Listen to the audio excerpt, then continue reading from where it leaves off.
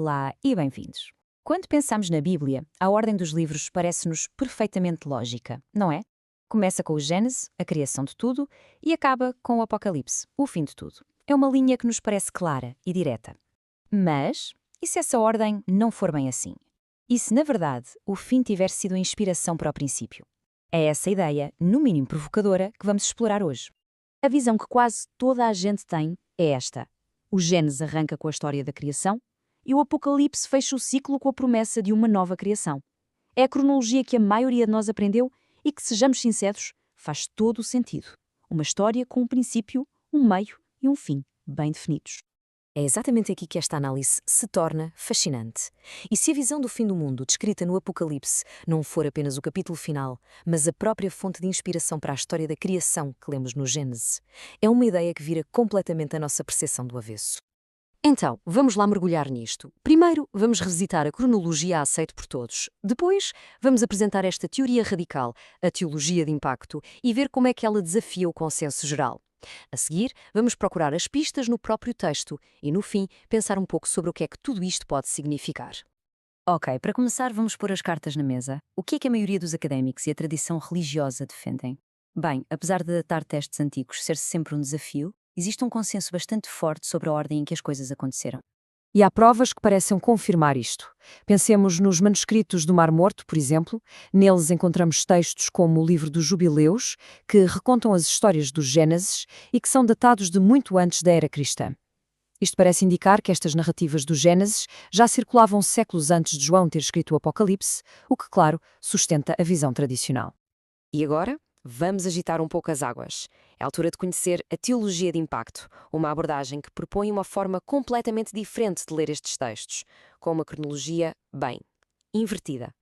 A ideia central é mesmo esta. E se os primeiros capítulos do Gênesis não forem o texto original, mas sim um espelho do Apocalipse? Uma espécie de reescrita intencional, inspirada por uma figura que esta teologia vê como absolutamente central, João Batista.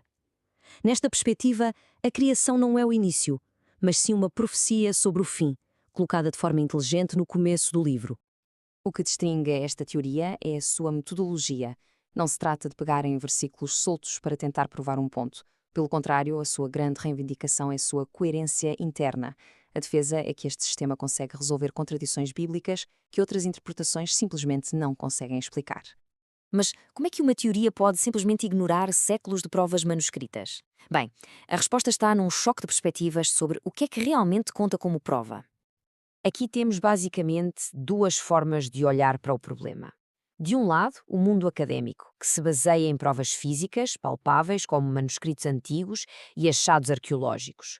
Do outro, a teologia de impacto, que argumenta que a verdadeira prova está na lógica interna do texto, na forma como as peças do puzzle se encaixam perfeitamente, mesmo que isso signifique ir contra as evidências externas.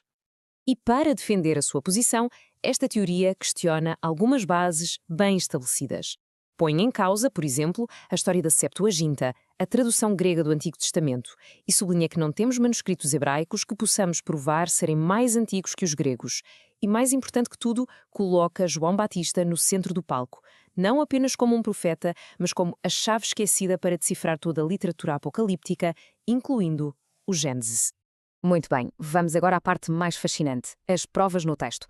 A teologia de impacto argumenta que os primeiros capítulos do Gênesis são, na verdade, um resumo, quase um trailer, de todo o livro do Apocalipse. Vamos ver alguns exemplos. Reparem neste primeiro ponto. O caos inicial do Gênesis, a terra sem forma e vazia, é visto aqui como um paralelo à desconstrução do mundo que vemos no Apocalipse. E quando Deus diz, haja luz, a teoria sugere que isto não se refere ao sol, mas sim à luz divina da Nova Jerusalém, um lugar onde o sol já não será necessário. E não fica por aqui. A separação das águas no Gênesis é também interpretada como um eco dos julgamentos sobre as águas no Apocalipse. E o aparecimento da terra seca? Bem, isso corresponderia diretamente à profecia de que, na nova criação, o mar já não existiria, o que para muitos era um símbolo do fim do caos. E a criação do ser humano à imagem de Deus, o ponto alto do Gênesis? Nesta leitura, isto é um vislumbre do destino final dos redimidos no Apocalipse. Ser à imagem de Deus não é apenas uma questão de aparência, é a promessa de um dia ver o seu rosto e reinar com ele. Por fim, a perfeição do mundo acabado de criar no Gênesis é vista como um reflexo do mundo restaurado do Apocalipse. O alimento abundante do Jardim do Éden corresponde aos frutos da árvore da vida, e a famosa frase "e eis que era muito bom" ecoa a promessa de um futuro sem dor nem sofrimento, onde Deus habita entre as pessoas. Depois de vermos estes paralelos, a cabeça fica a andar à roda, não é? Porque se isto for verdade, o que é que muda? Bem, muda praticamente tudo na forma como se lê a narrativa bíblica. Se esta teoria estiver correta, Gênesis 1 e 2 deixa de ser um mito de criação para se tornar numa profecia detalhada sobre o fim. A Bíblia deixa de ser uma linha reta para se tornar num círculo, onde o fim dá forma ao princípio. João Batista passa de uma figura importante a uma peça absolutamente central. E, claro, a própria ideia do que é uma prova na interpretação de textos é posta em causa. Portanto, em resumo, é preciso olhar para os dois lados da moeda. A grande força desta teoria é, sem dúvida, a sua impressionante coerência interna, a forma elegante como liga o início e o fim da Bíblia. A sua grande fraqueza é que, para a aceitar, é preciso, pelo menos por agora, deixar de lado um volume considerável de provas históricas que apontam na direção oposta. E tudo isto deixa-nos com uma pergunta fundamental, que vai muito para além desta discussão específica. Na hora de interpretar um texto antigo, o que é que deve pesar mais? A lógica e a coerência da sua narrativa interna ou as provas externas que a arqueologia e a história nos dão? A resposta a esta pergunta não define apenas o que lemos, mas a própria forma como o fazemos.